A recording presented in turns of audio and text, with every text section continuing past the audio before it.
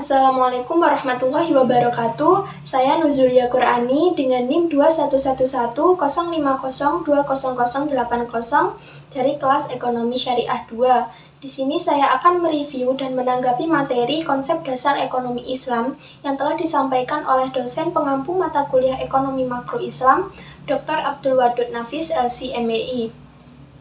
Konsep dasar ekonomi Islam. Definisi ilmu ekonomi.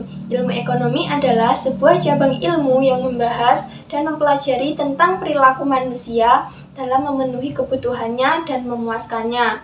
Dalam Islam sendiri, definisi ekonomi Islam adalah suatu cabang ilmu yang membahas dan mempelajari tentang perilaku manusia dalam memenuhi kebutuhannya dan memuaskannya untuk mencapai falah yang berdasarkan pada prinsip-prinsip dan nilai-nilai Al-Quran, Sunnah, Ijma, dan Qiyas. Perbedaan antara ekonomi Islam, kapitalis, dan sosialis. Yang pertama dilihat dari sumbernya. Dalam ekonomi Islam bersumber dari Al-Quran, Sunnah, Ijtihad, dan ulama. Nah, sedangkan kapitalis bersumber dari pemikiran dan pengalaman manusia. Dan sosialis pun juga sama dengan kapitalis, yaitu bersumber dari pemikiran dan pengalaman manusia. Yang kedua, kompetisi. Dalam ekonomi Islam, kompetisi dikontrol oleh syariat Islam.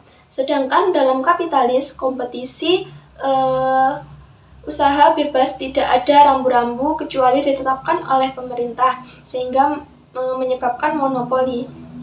Dan dalam sosialis, tidak ada mekanisme paksa, karena diatur oleh pemerintah sehingga tidak ada persaingan. Yang ketiga, kepemilikan. Dalam masalah kepemilikan, dalam ekonomi Islam, pengakuan kepemilikan individu dan umum, tapi sifatnya secara nisbi, yang berarti hakikatnya semua tetap milik Allah. Sedangkan dalam kapitalis, pengakuan kepemilikan individu secara bebas. Dan dalam sosialis, tidak mengakui kepemilikan individu. Semua alat produksi milik umum. Yang keempat, kesejahteraan.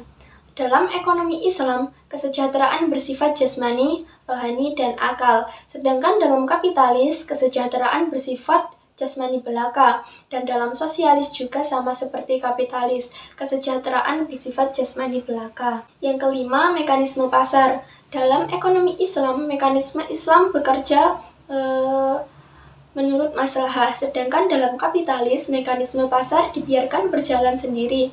Dan dalam sosialis, perekonomian dijalankan lewat perencanaan pusat oleh pemerintah. Sumber-sumber hukum ekonomi Islam. Yang pertama, Al-Quran. Setiap masalah dalam berekonomi harus berdasarkan Al-Quran. Yang kedua, Sunnah. Jika tidak ditemukan dalam Al-Quran, harus bersumber dari dalam Sunnah atau sabda Nabi. Yang ketiga, ada Ijma. Dan yang keempat, Qiyas. Dasar-dasar ekonomi Islam. Yang pertama, tauhid atau keesaan Allah. Kita meyakini tentang keesaan Allah, bahwa Allah itu ada.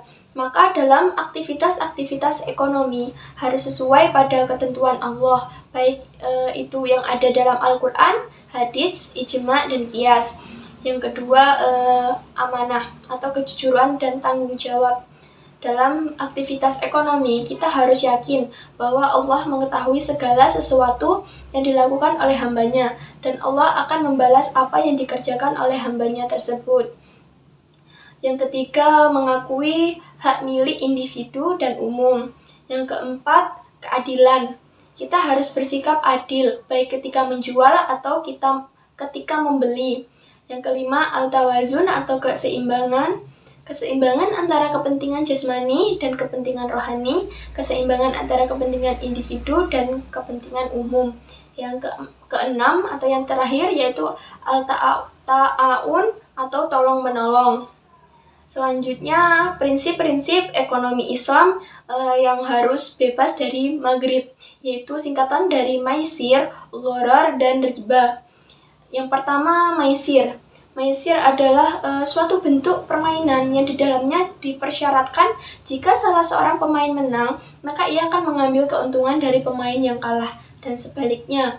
Contoh dari maisir sendiri yaitu judi. Yang kedua, gharar adalah ketidakpastian dalam transaksi yang diakibatkan dari tidak terpenuhinya ketentuan syariah dalam transaksi tersebut. Dampak dari transaksi yang mengandung gharar adalah adanya penzoliman atas salah satu pihak yang bertransaksi, sehingga hal ini dilarang dalam Islam. Selanjutnya yaitu riba.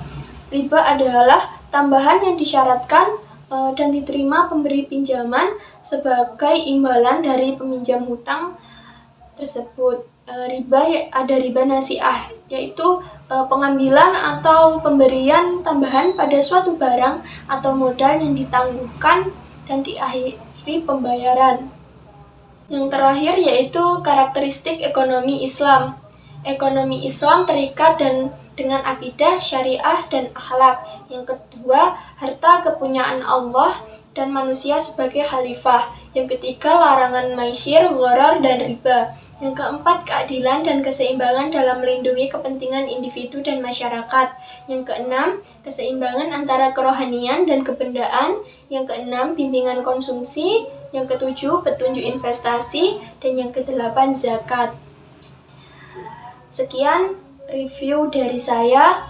Kurang lebihnya saya mohon maaf. Wassalamualaikum warahmatullahi wabarakatuh.